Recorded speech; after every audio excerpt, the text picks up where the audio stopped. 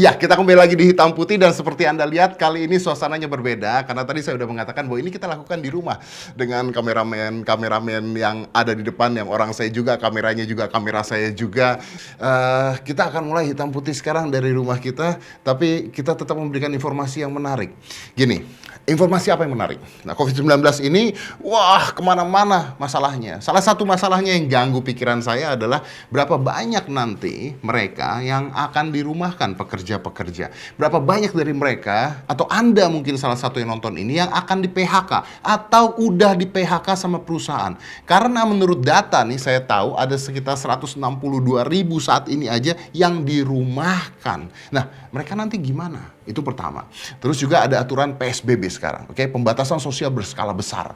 Gimana dengan mereka? Apakah supir ojol itu masih bisa bawa penumpang? Katanya udah nggak bisa. Jadi mereka hanya bisa nganter makanan doang. Oleh karena itu, saya akan tersambung dengan Menteri Ketenagakerjaan dan saya juga akan tersambung dengan orang-orang yang mengalaminya secara langsung. Yang pertama ini adalah Ibu Tiaman Simbolon. Siapa itu Ibu Tiaman Simbolon?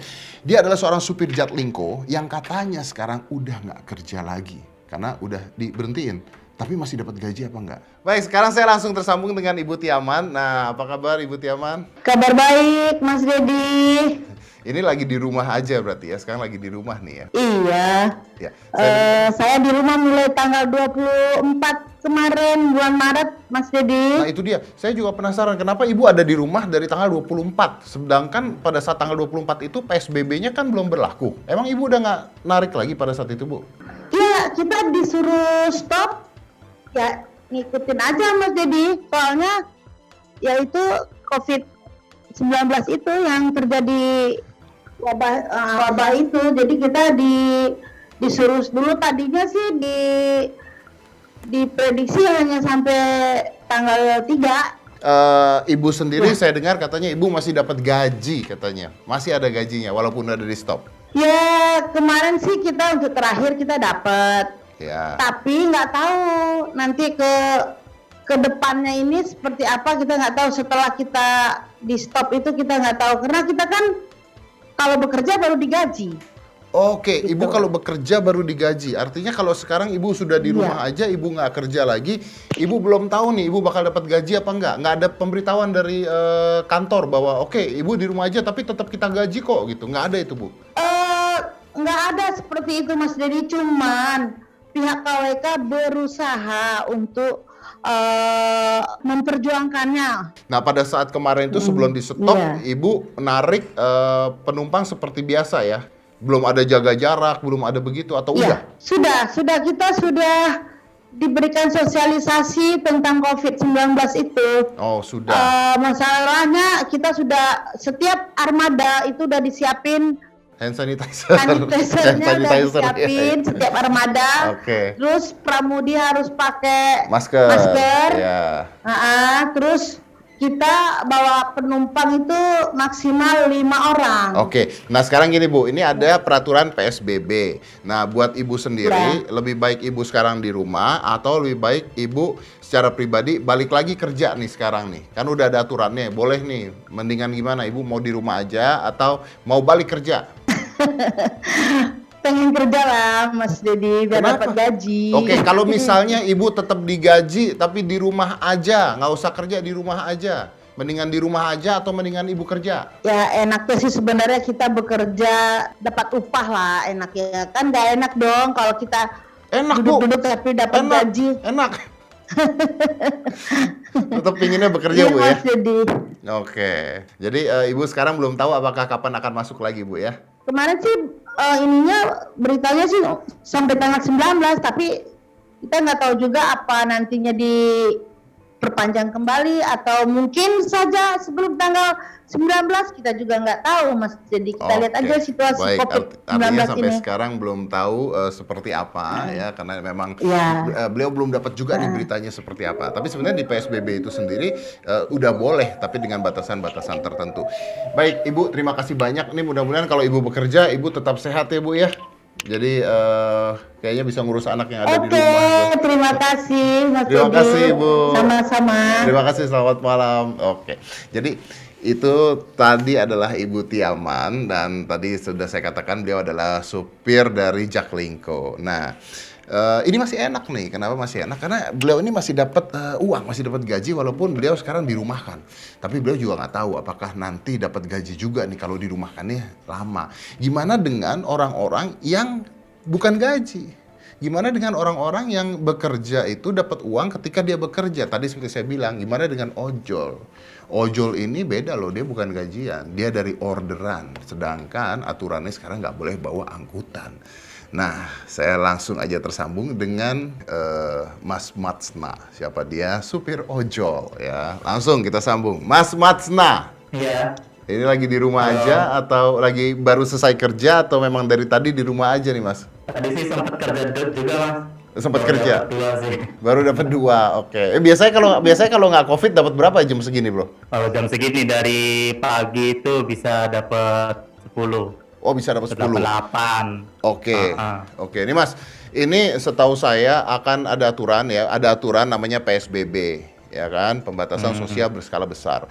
Di mana di aturan tersebut bahwa ojek online atau ojek itu nggak boleh bawa penumpang katanya. Jadi hanya boleh nganter barang doang. Gimana? Menurut Anda gimana, Mas? Ya agak sulit juga ya, soalnya kan kalau barang kan jarang sih mas. Ya ada, cuman jarang gitu. Saya dinonaktifkan dulu untuk ininya mas, apa pelayanan konsumennya untuk nggak Oh. narik penumpang gitu. Artinya Anda Paling memang saya sudah yang- dinonaktifkan buat penumpangnya. Kalau di driver itu kan ada pilihan mas. Jadi kalau misalkan mau narik orang saja bisa, tinggal Oke, klik oke. aktifkan orangnya. Artinya Anda sadar terus Anda matiin sendiri. Iya, buat ini sih apa menjaga kontak fisik sih mas. Jadi Oke. Nah, ini artinya kalau misalnya terjadi seperti ini, pendapatan berkurang secara drastis dong. Gimana? pasti mas, karena kondisi seperti ini juga. Nah, Lagi sepi banget, di mana-mana tutup, di mall juga. Buat keluarga cukup Iya. nggak, Mas, kalau kayak begini, Mas? Ya dibilang cukup, gak cukup sih mas. Dicukup-cukupin. Biasanya nih pengeluaran sebulan untuk keluarga, biasanya berapa? Ya bisa sampai 4-5-an sih mas. 4-5 jutaan untuk satu keluarga ya? Iya. Oke. Artinya dengan adanya COVID ini, Anda nggak bisa dapat segitu, ada tabungan yang Anda punya buat dikeluarin atau gimana? Saat ini nggak ada. Nggak ada. Oke. Jadi benar-benar harus tahu keadaannya seperti ini terus harus ngirit untuk keluarga. Artinya seperti itu. Oke. Mas sendiri harapannya untuk Ngirit-ngiritin. pemerintah apa? Harapannya sih ya supaya lebih memperhatikan nasib seperti kita ini mas, seperti yang memang benar-benar kekurangan juga itu kan untuk secara penghasilan sama kesehatan juga sih mas. Iya, iya pasti. BPJS saya sampai stop juga gitu karena salah satunya kan nggak bisa bayar. Tapi setahu saya nih, nggak tahu Anda pernah apa tidak, setahu saya masyarakat ini juga peduli. Banyak masyarakat yang peduli dengan ojol. Ada yang namanya gerakan beli makanan, terus dia nggak ambil makanannya dikasih ke ojolnya. Anda pernah dapat nggak, Mas? Iya, 4 kali sih mas. Mesen makanan di warteg, satu porsi itu kadang mas nggak usah diantar ya, buat mas aja. Kebaikan untuk hari ini. Gitu. Satu Oh, porsi itu. Terus kalau misalkan berapa porsi diantar, satunya dikasih gitu mas. oke. Artinya masyarakat masih ada yang peduli ya? Iya. Ya, oke. Nah, sejak adanya masalah COVID-19 ini, sebulan, Mas, kira-kira Anda dapat berapa sekarang? Paling 2 juta 3 juta sih mas, kurang dari 3 juta juga kalau sebulan mah ya. Karena kan sehari kan datang terus sih dapat 50, sekarang kadang 70 80 juga udah syukur mas. Pernah nggak tidak dapat sama sekali? Pernah sekali 2 kali mas. Oke. Nah, kalau Anda nggak dapet atau Anda kurang nih, sebulan butuh 4-5 juta, Anda cuma dapetnya 2 jutaan. Anda nggak punya tabungan juga. Anda nombokin itu gimana? Nutup itu gimana ceritanya? Ya paling yang penting itu bisa buat makan sama bayar kontrakan ini, ibaratnya kan gitu mas. Yang penting kan kontrakan dulu itu. Oke. Kalau makan mah kadang ya kita seadanya aja. Oke, jadi artinya ngurangin semua pengeluaran, yang penting cuma makan sama kontrakan doang, udah. Itu aja yang paling penting ya? Iya. Oke, baik. Ini kita tahu memang keadaannya masih seperti ini terus, apalagi dengan adanya PSBB ini juga pasti akan ngurangin banyak juga. Tapi ya mudah-mudahan buat kesehatan kita semua dan mudah-mudahan cepat berlalu sih. Mas, terima kasih banyak udah ngobrol sama saya. Sehat-sehat terus ya Mas, sehat-sehat terus, tetap bertahan dan kita doa semuanya supaya masalah COVID-19 ini cepat berlalu. Terima kasih banyak Mas Matsna. Amin. Terima kasih. Ya itulah dia tadi obrolan saya dengan dua orang sahabat kita yang pasti berada di jalanan mengais rezeki untuk keluarganya sehari-hari. Dan kita tahu bahwa semakin hari semakin susah dengan adanya virus corona ini di antara kita sekarang. Nah, bukan hanya itu.